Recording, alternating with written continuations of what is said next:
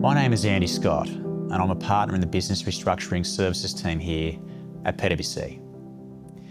In today's session, I'm going to provide a brief overview on director penalty notices, or DPNs as they are known, which we are increasingly seeing deployed by the ATO in ever-increasing volumes.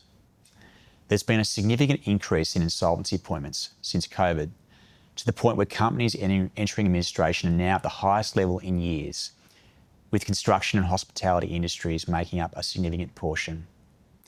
Given this pivot, we expect you may have started seeing other businesses in your supply chain or customer channels entering an insolvency process. Unsurprisingly, the ATO is a creditor in almost every administration we see, and in a large portion of these cases may have issued DPNs to directors as a catalyst for the director to place the company in to an administration or liquidation process. You may have also seen that the ATO has been reporting outstanding debts owing by companies to credit bureaus where there are arrears, $100,000 or greater. Often we see that this action is being done concurrently with other enforcement actions like DPNs. Again, this is consistent with the ATO's mandate on increasing collection action to recover the estimated $50 billion in uncollectible tax debt. Firstly, let's start with what is a DPN. Put simply, a DPN is a notice sent by the ATO to current and former directors, requiring them to pay the tax shortfall within 21 days. Directors have personal obligations under taxation laws to remit amounts to the ATO for GST, PAYG and super by due dates, but when this does not occur, a penalty is automatically imposed on them equal to the amount of this shortfall. In order to take recovery action, the ATO must first issue a DPN. Once issued, directors have 21 days to pay the debt or take other appropriate action, or the director remains personally liable for tax debts, and the ATO are given the powers to commence proceedings against the recipient to collect the debts, which could include bankruptcy. DPNs are a unique form of collection as they pierce the corporate veil and allow the ATO to pursue directors to collect unpaid taxes owed by the organisation. Now, there are two types. Firstly, a standard DPN. This occurs where directors have lodged BAS and IAS statements within 3 months of due dates, but have failed to pay the relevant taxes for PAYG, GST, etc.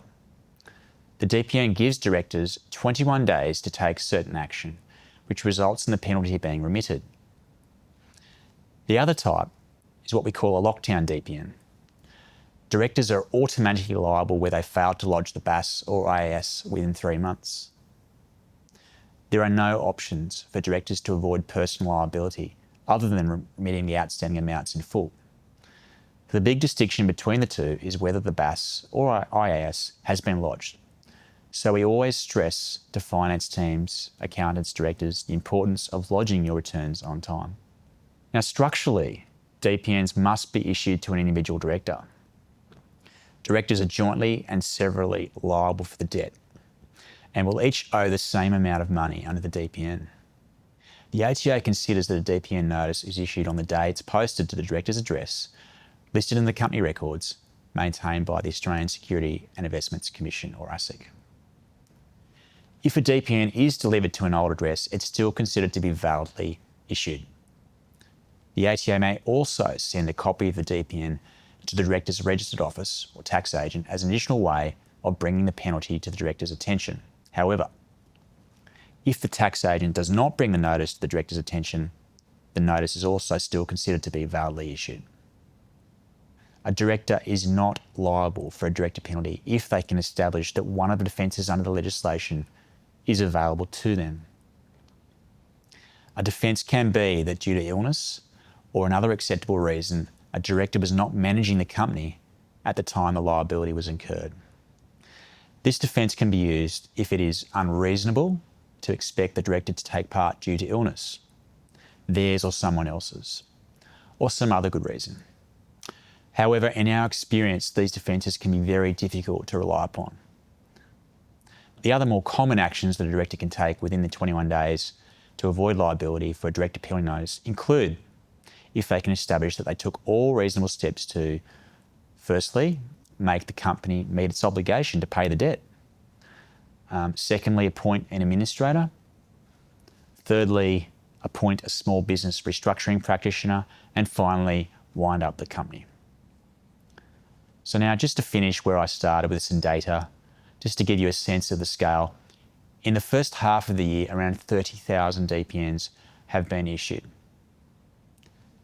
The ATO is increasingly focusing DPNs on directors that it identifies as having assets to meet the DPN using its various data matching tools. The increased focus from the ATO on collecting its debt is clear to see, and it's important you're aware of what tools the ATO has at its disposal and how you can deal with them if the situation arises. As always, it's important to seek early advice with a restructuring professional, be it a lawyer or an accountant, to ensure that you can take steps to deal with these issues.